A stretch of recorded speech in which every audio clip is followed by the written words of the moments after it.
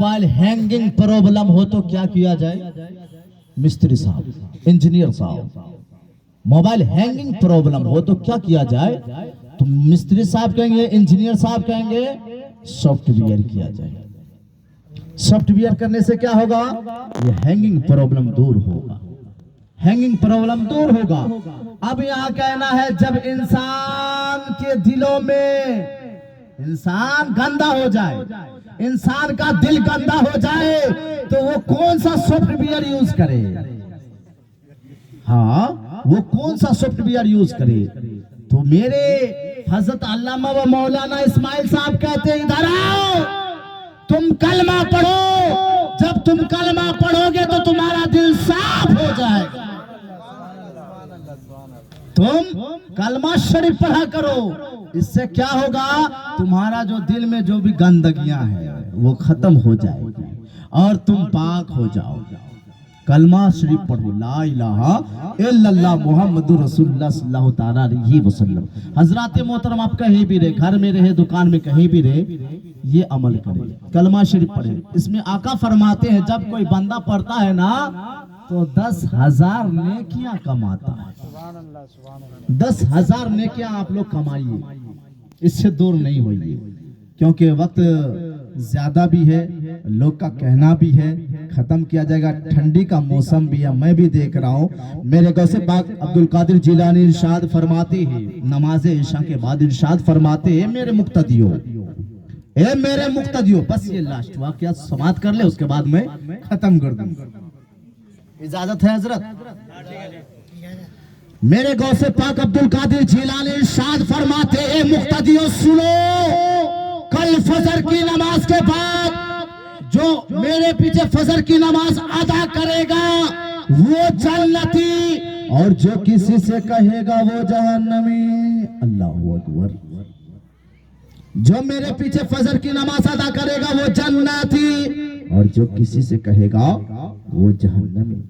جو کسی سے کہے گا وہ جہنمی، جو کسی سے کہے گا وہ جہنمی۔ اب مثال کے طور پر اسماعیل صاحب رات میں کہے، ابھی ٹھنڈی کا موسم ہے نا، اسماعیل صاحب کہتے ہیں چچا جان، ابو جان، میرے بھائی، آپ نماز پڑھنے آئیں گے؟ ہاں انشاءاللہ انشاءاللہ انشاءاللہ آئیں گے، لیکن صبح میں فجر کی نماز خود اکیلے پڑھتے ہیں۔ کیوں حضرت؟ ٹھنڈی کا موسم ہے، لوگ نہیں آتے ہیں، بستر میں سوئے رہتے ہیں، بستر میں سوئے رہتے ہیں، بستر میں سوئے رہتے، آتے ہی نہیں، صرف اذان دیتے، نماز پڑھانا، ہم بھی اکیلے کام کر لیتے ہیں۔ غوث پاک فرماتے ہیں کل فجر کی نماز جو میرے پیچھے ادا کرے گا وہ جنتی، اور جو کسی سے کہے گا وہ جہنمی۔ اب جتنے بھی مقتدی تھے وہاں جو نماز پڑھے، عشاء کی نماز پڑھ کے باہر گئے، کوئی کسی سے گفتگو نہیں کر رہے تھے، کوئی گفتگو نہیں کر رہے تھے۔ اگر ہم گفتگو کریں گے، بات چیت کریں گے تو ہم جہنمی ہو جائیں گے۔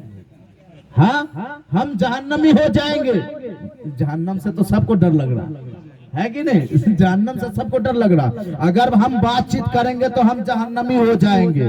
اسی میں ایک دیوانہ مستانہ جسے خواجہ خواجگار معین الدین چشتی اجمیری سنجری رضی اللہ تعالیٰ عنہ اٹھتے ہیں بغداد کی سرزمین پر، اور بغداد والوں کو جگانا شروع کرتے ہیں اور کہتے ہیں اے بغداد والوں، اپنی تقدیر پہ ناز کرو، اپنی تقدیر کو بلند کرو۔ غوث اعظم فرماتے ہیں جو میرے پیچھے فجر کی نماز ادا کرے گا وہ جنتی ہو جائے گا۔ تم لوگ کسی سے مت کہنا نہیں تو جہنمی ہو جاؤ گے۔ تم لوگ کسی سے مت کہنا، تم لوگ کسی سے مت کہنا۔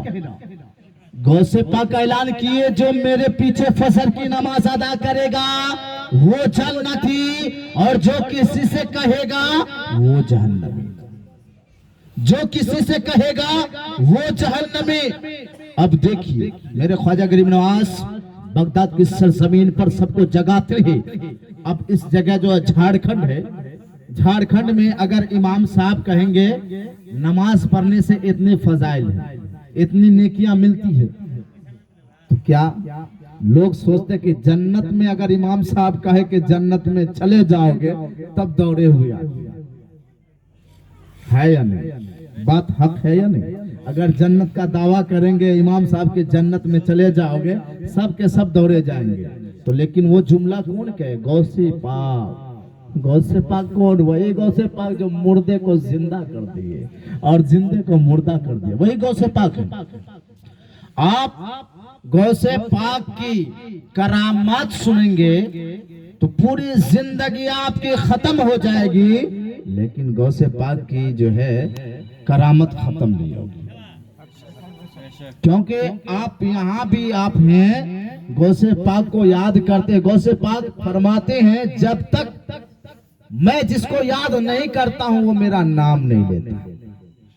جب تک میں جس کو یاد نہیں کرتا ہوں تب تک وہ میرا نام نہیں لیتا ہے. تو یہ غوث پاک کا محفل ہے. غوث پاک ہمیں یاد کر رہے ہیں, ہم غوث پاک کو یاد کر رہے ہیں. بولے سبحان اللہ.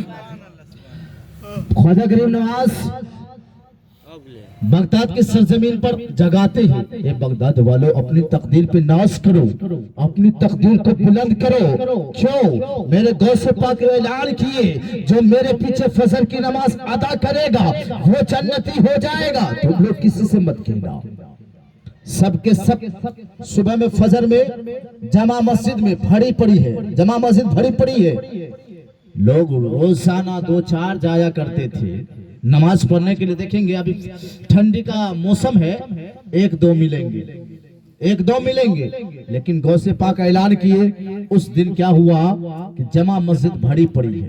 غوث پاک آتے ہیں منبر پر تشریف لاتی ہے, لانے کے بعد اعلان کرتے ہیں کیا آپ نے سنا نہیں, میں نے تو یہ اعلان کیا جو میرے پیچھے فجر کی نماز ادا کرے گا وہ جنتی اور جو کسی سے کہے گا وہ جہنمی. کیا آپ نے اعلان نہیں سنا؟